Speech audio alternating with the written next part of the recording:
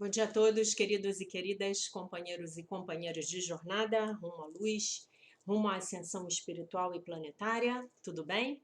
Hoje é domingo, dia 13 de março de 2022, e nós vamos hoje dar início a uma tarefa que eu queria ter começado a fazer para vocês no início do ano e que não foi possível porque eu tive aquele adoecimento na garganta. A gente vai começar hoje uma série de vídeos sobre o livro do Dr. Kenneth Wapnick, que é Os 50 Princípios dos Milagres de um Curso em Milagres. Né? Então, ele deu um workshop chamado Os 50 Princípios dos Milagres de um Curso em Milagres.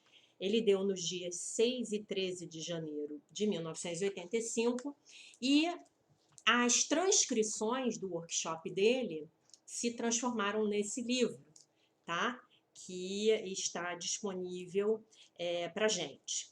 E ele começa dizendo assim, o workshop começa com uma meditação e com a esposa dele, a Glória Wapnick, que eu não sei se ainda está viva, lendo a sessão O que é um milagre do livro de exercícios, tá?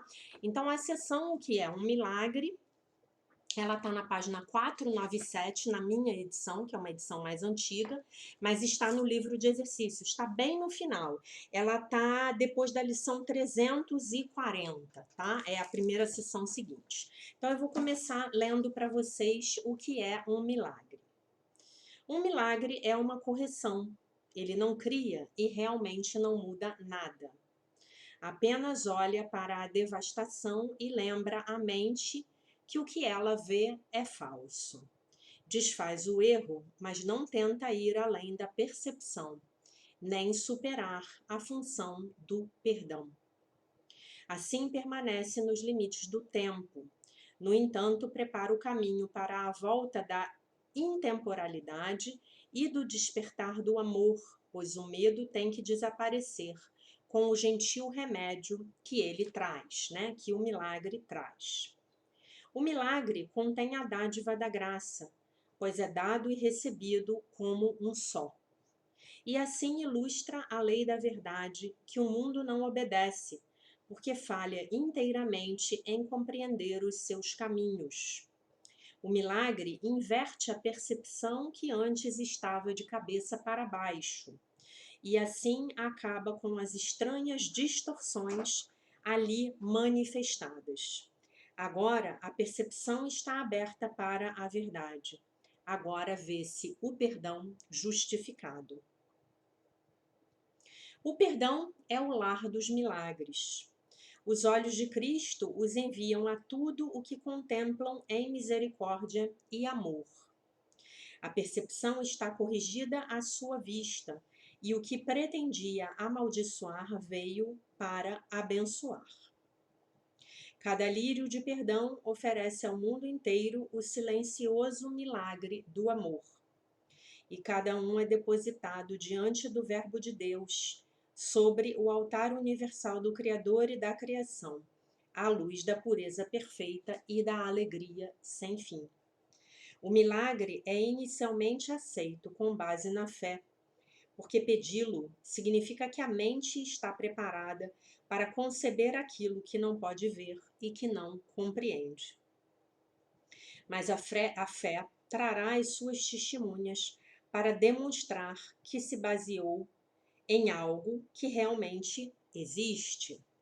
E assim o milagre justificará a tua fé e nele mostrará que se baseou no mundo mais real do que aquele que tu vias antes, um mundo redimido daquilo que pensavas que existisse.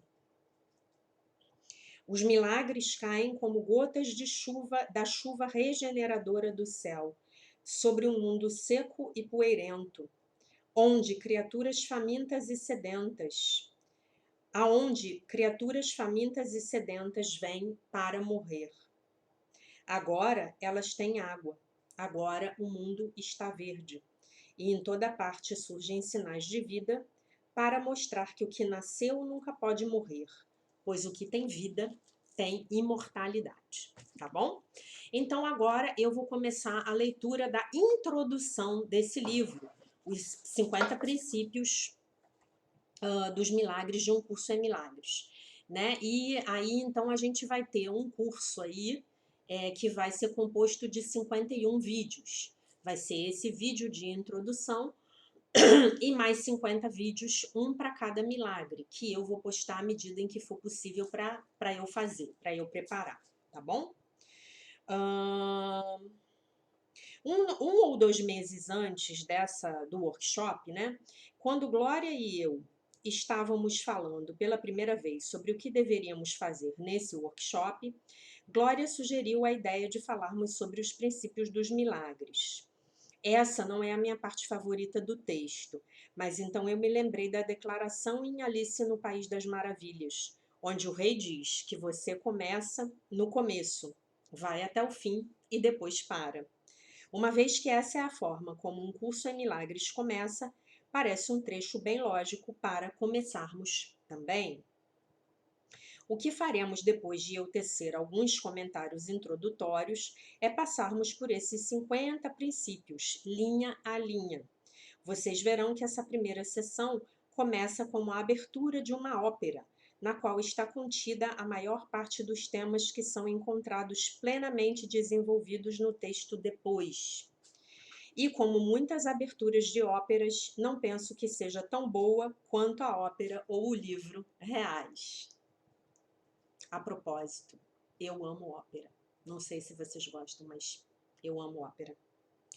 Acho que vou passar a primeira parte desse workshop explicando como vejo esses 50 princípios e também tentando responder o que parecem ser inconsistências em alguns deles, quando os comparamos às declarações encontradas posteriormente no texto.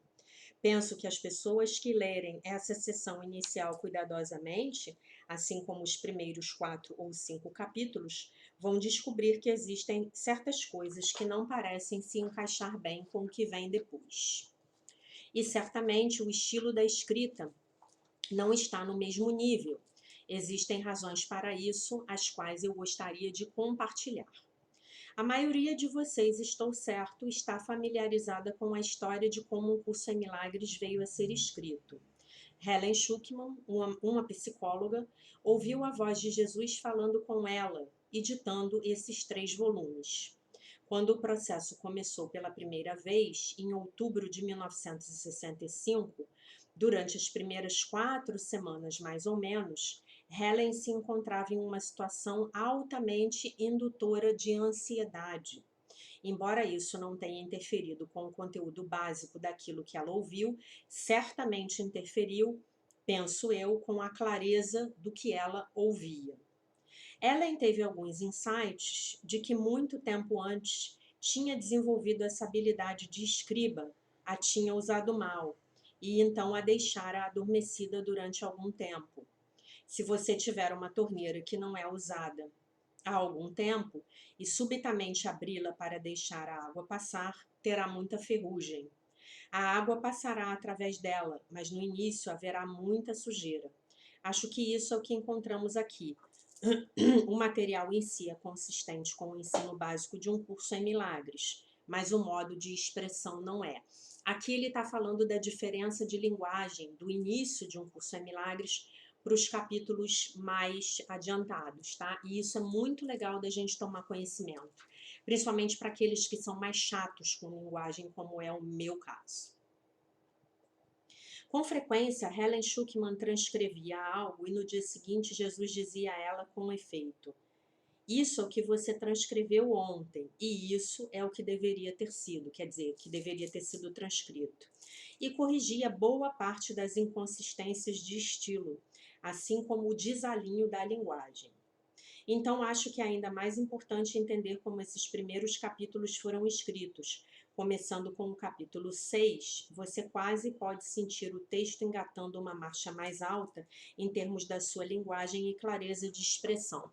E a Helen também, ela estava começando a ficar mais habituada com aquele trabalho de canalização, né? Ela era uma psicóloga, ela era uma PhD numa universidade, né? Uma acadêmica. Ela não ficava ouvindo vozes e escrevendo o que ela escutava, né? Um ponto importante é que logo no início não era realmente um ditado direto. Era como se Jesus estivesse tendo uma conversa contínua com Helen, onde ele dizia coisas e Helen fazia perguntas a ele. Imagina que maravilha conversar com Jesus. E ele se antecipava também às perguntas em sua mente. Boa parte das conversas iniciais tinha a ver com ajudar Helen e Bill a integrarem esse material ao seu próprio cenário profissional, assim como às suas vidas pessoais. Como todos nós sabemos, nós falamos de uma forma quando estamos tendo uma conversa informal e nos expressamos de forma muito diferente quando estamos escrevendo. Sei por experiência própria que quando falo com as pessoas de maneira informal ou em meu escritório, falo de uma maneira e não presto muita atenção ao que eu estou dizendo, se as palavras são consistentes com outras coisas que já falei. Quando estou escrevendo um livro ou artigo, isso é muito diferente. Então, eu sou muito mais cuidadoso. Penso que essa é exatamente a situação, que essa foi exatamente a situação que aconteceu naquelas primeiras semanas, como pode ser visto especialmente nos 4 primeiros capítulos do livro-texto, tá? Aqui a gente vai estar sempre se referindo ao livro-texto, tá? Só para vocês saberem. Os exercícios, eles vêm no final. Isso explica, eu acho, porque existem certas inconsistências na maneira com que o texto se expressa nos capítulos iniciais. E porque muito da escrita parece deselegante e certamente não está no mesmo nível literário do resto do material. Certamente também muito do material pessoal que Helen tinha transcrito não era destinado ao público em geral e teve que ser retirado, porque ele falava coisas com ela, da vida pessoal dela, tá? Ele teve muito esse diálogo pessoal com a Helen, né? Ele foi, num sentido literal, um mestre para Helen. Aquilo era realmente destinado somente a ela e a Bill, ao William Thetford, né? Que foi o ajudante dela. Então, mais uma vez, isso explicaria porque existe um certo desalinho na escrita. Deixem-me mencionar as inconsistências que vocês vão encontrar, que é basicamente sobre o que vamos falar hoje. O que é um milagre, o assunto de um curso em milagres. Um dos princípios sobre o qual vamos falar depois cita o milagre como cura. No capítulo 2 do livro-texto, né? Estamos sempre falando do livro-texto. Jesus diz: falar de um milagre de cura é combinar duas ordens de realidade de forma imprópria. No entanto, perto do final do texto, existem poucas referências que falam sobre um milagre de cura. Essa aparente inconsistência é explicada, mantendo-se em mente as circunstâncias da escrita. Em alguns dos princípios iniciais dos milagres, a palavra milagre, entre aspas, é usada quase na forma que a usamos popularmente. Fala sobre um ato externo, onde existe alguma mudança externa no mundo ou no comportamento de alguém, como fica muito claro em alguns dos outros princípios. E certamente é o tema central do curso. Um milagre é uma correção na percepção, da forma como está na passagem que Glória leu. É uma correção em como percebemos e como pensamos. Mas certamente existem princípios que parecem implicar numa mudança de comportamento. No capítulo 2, quando Jesus fala especificamente sobre o que é a cura e inicia uma série de sessões sobre isso, ele faz uma distinção entre milagre, que é a mudança em pensamento, e depois o efeito, que seria a cura. Depois, no livro, quando aquelas explicações e distinções iniciais não são mais necessárias, o curso é muito mais poético e, portanto, poderia ser chamado, de certa forma, de mais livre na sua expressão. E então usa a frase, um milagre de cura, entre aspas. Tá? Eu vou pedir a vocês que peguem o livro-texto, né? Parem um vídeo aí, eu tinha que ter falado isso antes, e peguem o livro-texto nessa primeira sessão aí, que ele vai falar dos 50 princípios dos milagres. É bem no início.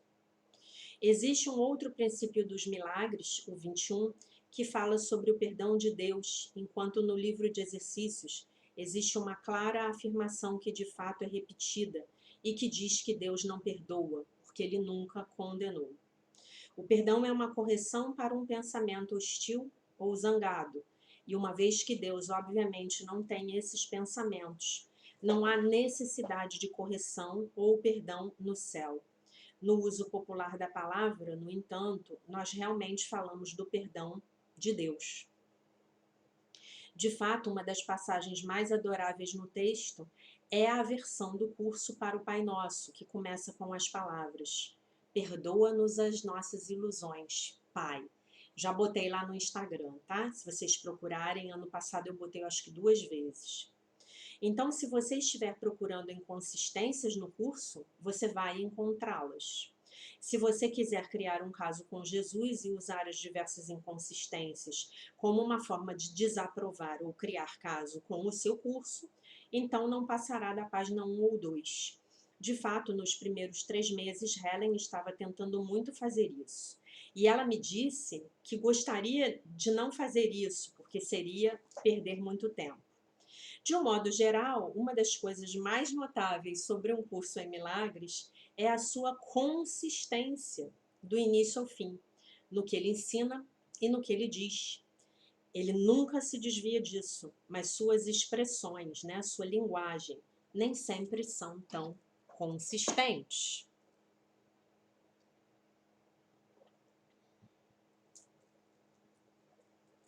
Antes de realmente iniciarmos o início dos 50 princípios dos milagres, linha a linha, eu gostaria de colocar algo no quadro, como uma forma de nos orientar em nossa discussão sobre os milagres.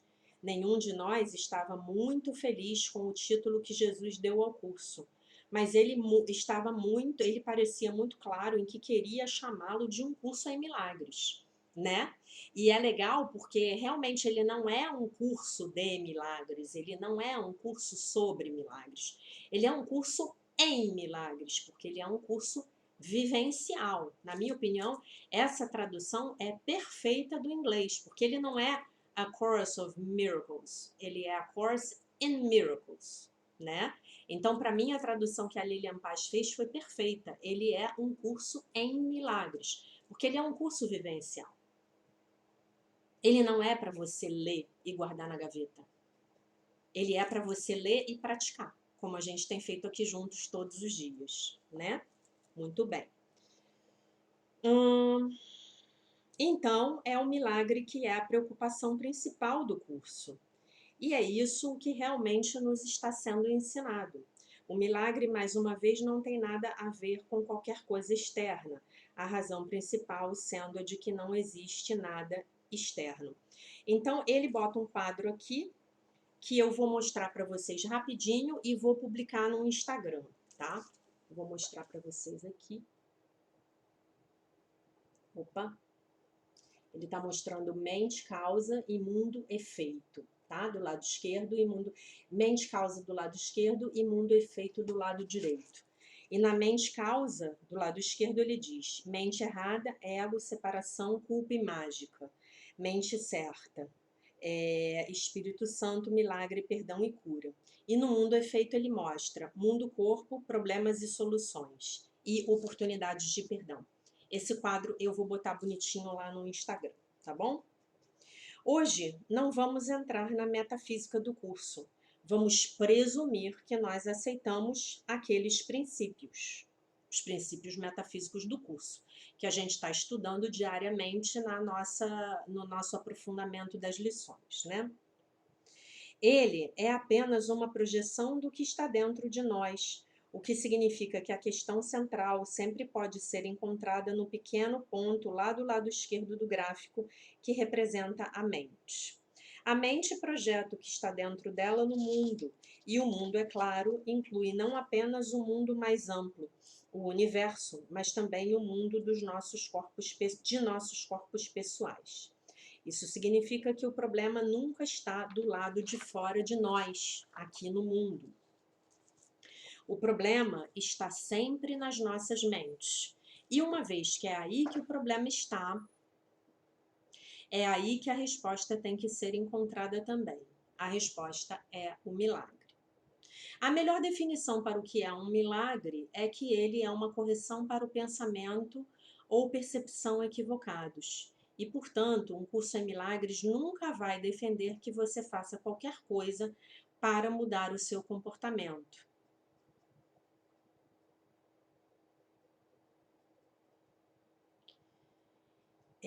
Olhem que interessante isso que ele vai falar aqui, né? Muito interessante, muito interessante. Muitos de vocês já viram um artigo sobre um curso em milagres que foi publicado no The New York Times, quer dizer, um jornal famoso, né, da cidade de Nova York. Eles eram todos de Nova York. Sobre um curso em milagres há mais ou menos 2 meses, né? Foi em dezembro de 1984, no qual fui citado de maneira invertida. Olhem isso. A citação disse que você deveria mudar o seu comportamento e que isso muda a sua mente. No artigo que foi publicado sobre o curso no The New York Times, tá? No jornal lá, nova-iorquino. Estou certo de ter dito exatamente o oposto a eles no telefone, que a mudança na sua mente vai correspondentemente mudar o seu comportamento. Isso não significa, a propósito, que o curso não vai defender muitas vezes que você faça algo para mudar o seu comportamento. Tudo o que ele diria é que você não deve acreditar que por mudar o seu comportamento terá mudado o problema. Quer dizer, terá mudado a sua mente. Não é assim que acontece. Esse poderia ser um passo útil em direção a mudar um problema, mas o problema básico nunca está do lado de fora, no mundo ou no corpo. Ele está na mente. Essa ideia, claro, é absolutamente essencial a tudo que o curso ensina e a tudo sobre o que vamos falar. Certamente isso é essencial para entender o que é o milagre. A definição mais simples de um milagre é que ele é uma correção para como percebemos ou para como pensamos. Uma das minhas linhas favoritas do curso, que realmente é uma definição perfeita de um milagre, embora não use a palavra, diz que o lugar mais santo na Terra é onde um antigo ódio se tornou um amor presente. Alguém a quem nós odiamos, o ódio sendo a forma de o ego olhar, se torna alguém a quem amamos, e aquela visão de amor é dada a nós pelo Espírito Santo. Estamos falando de duas formas diferentes de olhar para o mundo, e mais especificamente, olharmos para os relacionamentos em nossas vidas. Uma delas é a forma de o ego olhar, que é uma forma de ver mais e mais separação, raiva e culpa, justificando a nossa raiva e tornando a doença real aqui no corpo. Todas essas percepções realmente reforçam a premissa básica do ego, de que nós nos separamos uns dos outros e de Deus. A correção para isso é passarmos da forma do ego, de o ego olhar para a forma de olhar do Espírito Santo, que é o milagre, né? Então, isso é que é o milagre. É eu parar de olhar para a situação, para as coisas, para as pessoas, para os fatos, com os olhos do ego e começar a olhar com os olhos do Divino Espírito Santo. Isso é que é o milagre. A palavra idêntica para esse processo de mudarmos das percepções do ego sobre outra pessoa para o Espírito Santo é perdão. Quando perdoamos, o que estamos realmente fazendo é curar o problema, porque a sua fonte básica é a nossa interpretação dele. E essa é baseada na nossa culpa, que estamos projetando no outro, né? A batata quente. Então, todos os nossos problemas, quer sejam físicos, financeiros ou sociais, não são encontrados lá fora, no mundo do corpo, quer dizer, no mundo da terceira dimensão, tá? Mas, em vez disso, nas nossas mentes, e todos eles podem ser retraçados a um problema de culpa, né? Ou aqui reduzidos também, né? Outro termo para culpa seria falta de perdão. É quando perdoamos que os nossos problemas são curados. Então podemos dizer que as palavras milagre, perdão e cura representam basicamente o mesmo processo. Podemos ver, portanto, que um milagre é a resposta ao problema, que é a culpa, e podemos definir isso ainda mais profundamente e dizer que toda culpa vem da crença em que estamos separados. Então, essas duas palavras, separação e culpa, também são virtualmente sinônimas, pois uma vem da outra, tá? Aí ele começa a rodada de perguntas, tá? Era um workshop, ele estava dando um workshop. O livrinho é a transcrição do workshop e agora ele vai começar a sessão de perguntas e respostas, tá? Alguém tem alguma pergunta nesse ponto, antes de realmente começarmos com os princípios dos milagres, que é o tema do workshop? Pergunta: quando você fala de perdão, está falando de perdoar a si mesmo e depois aos outros? Aí ele responde: o processo básico do curso é que nós perdoamos a nós mesmos, perdoando os outros, de tal forma que, tecnicamente, você perdoa outra pessoa. E isso, de forma correspondente, o capacita a perdoar a si mesmo. Por quê? Porque o que eu estou projetando, a culpa que eu estou projetando no outro, na verdade, está dentro de mim, né? Em nossa experiência, esse é um processo recíproco. Quanto mais eu perdoo você, mais perdoado vou me sentir. Quanto mais perdoado eu me sentir, mais fácil para mim será perdoar outras pessoas. Mas em termos do paradigma básico que o curso em Milagres estabelece, nós perdoamos outra pessoa e então, correspondentemente, perdoamos a nós mesmos, porque é a mesma coisa, tá? O paradigma aqui é a estrutura que define o marco teórico de um curso em milagres, tá? É a base. Se um curso em milagres fosse um prédio, então o paradigma de um curso em milagres seria o esqueleto desse prédio, tá bom? A estrutura. Uma vez que aceitemos a ideia de que não existe nada lá fora no mundo, exceto o que nós colocamos lá, reconhecemos um elo direto entre o que está em nossas mentes e o que vemos do lado de fora, né? No mundo da terceira dimensão. Se você recordar as primeiras lições do livro de exercícios, elas são muito claras em nos treinar para pensar dessa forma. Deixa eu ver se eu não pulei aqui uma página. Tá certo. Para pensar dessa forma e deixam muito claro que não existe distinção entre o que percebemos do lado de fora e o que percebemos do lado de dentro, que são os nossos pensamentos que fazem o mundo. Então, nós realmente estamos falando sobre a mesma coisa. A importância de reconhecer a prioridade de perdoarmos alguém lá fora. É que a maior parte dessa culpa em nossas mentes é inconsciente. Perdoarmos alguém lá fora, não estamos cientes dela, quer dizer, conscientes da culpa. Isso significa que se não virmos um problema, não poderemos fazer coisa alguma a respeito dele. Mas geralmente podemos ficar cientes dos sentimentos negativos que temos em relação às outras pessoas, de tal forma que se eu me perceber ficando aborrecido com você fora de mim e estiver olhando para você de forma apropriada, estarei deixando o Espírito Santo me guiar na forma com que estou percebendo e entendendo o que está acontecendo.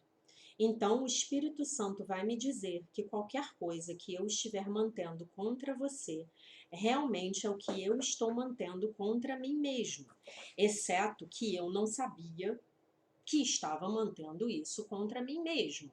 Por quê? Porque estava no meu inconsciente. Então, eu precisei usar o recurso de projetar no outro. É a batata quente, que eu não quero e dou para o outro segurar, tá? Isso é assim porque, mais uma vez, a maior parte da culpa é inconsciente.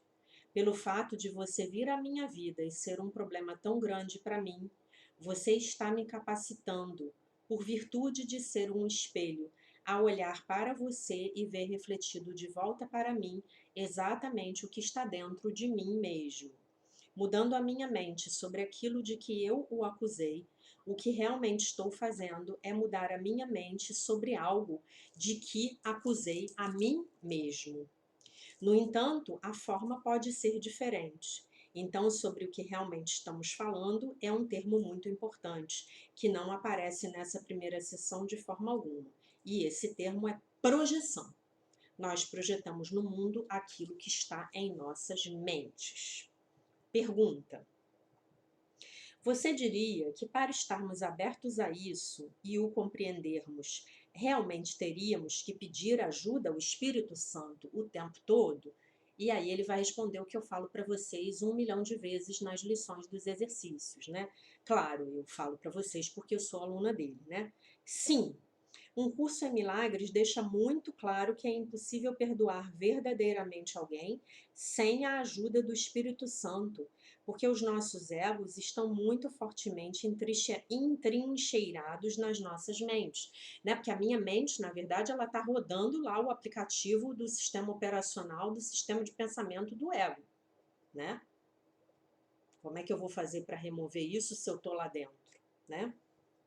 Isso realmente está dizendo que o nosso investimento em sustentar a ilusão da separação, quer dizer, a ilusão da separação entre mim e o meu irmão, a quem eu culpo, e a culpa está muito entranhado em nossas mentes, de tal forma que é quase impossível, se não completamente impossível, realmente mudarmos as nossas mentes sem ajuda externa. Essa ajuda externa, o Espírito Santo, é realmente interna, como o curso frequentemente cita dos evangelhos. Por nós mesmos nada podemos fazer. Então, por que a ajuda é externa e ao mesmo tempo é interna? Ela é externa porque ela é externa ao meu ego. Porque eu vou ter que falar, meu divino Espírito Santo, por favor, me ajude a perdoar o fulaninho, a fulaninha. Mas ela é interna porque o Espírito Santo está dentro da minha mente, ok? Está comigo, vai comigo aonde quer que eu vá. Pergunta: ao conversar com minha amiga aqui, descobri que estava projetando algo nela. E então descobri que era uma projeção interna dentro de mim mesma. E entendi que isso não estava dentro de mim em relação a ela, mas dentro de mim em relação a Deus. Um assunto inteiramente diferente, mas a mesma projeção. Aqui lembrando que a gente faz uma porção de projeções a respeito de Deus, né? E quem tiver assistido ou for assistir o exercício de hoje, a lição 72, que eu acabei de gravar, né, que hoje é dia 13 de março, vai ver que a gente está falando disso o tempo todo, na lição de ontem, a 7.1, e na lição de hoje, a 7.2, das nossas projeções com respeito a Deus. Bom, aí ele vai responder. O ponto de partida sempre é o nosso relacionamento com Deus. O ponto de partida no sistema do ego de qualquer pessoa é a crença em que nós nos separamos de Deus, o atacamos e que ele está zangado conosco e está nos punindo. Por que a gente atacou Deus? Porque a gente desobedeceu ele, foi lá comer a maçã. Né? Deus está pé da vida com a gente. Ele falou que podia comer qualquer fruta, menos a maçã. A gente foi lá e comeu a maçã. Não é isso? Aí veio o Steve Jobs e criou a Apple, né? E hoje a gente tem os iPhones e iPads. Muito bem. Essa constelação de pensamentos é central ao ego de todos. E para escaparmos da ira de Deus, suportamos todo tipo de coisas peculiares, sendo a mais peculiar delas a crença de que por atacar alguém, em outras palavras, projetando o problema, o nosso próprio problema sobre outra pessoa, poderíamos nos livrar dele. Isso acontece de tal forma que os problemas interpessoais que experienciamos, quando realmente os examinamos, todos têm a ver com acreditar de alguma forma que a outra pessoa é separada de nós. Disso, então, segue-se a crença de que essa outra pessoa nos vitimou, ou invertemos tudo e nos sentimos culpados porque acreditamos que nós a vitimamos, né? Então você vai se sentir culpado de qualquer maneira, você não tem escapatória. E é o que ele está falando, que essa constelação aqui de pensamentos, né? Deixa eu ver aqui.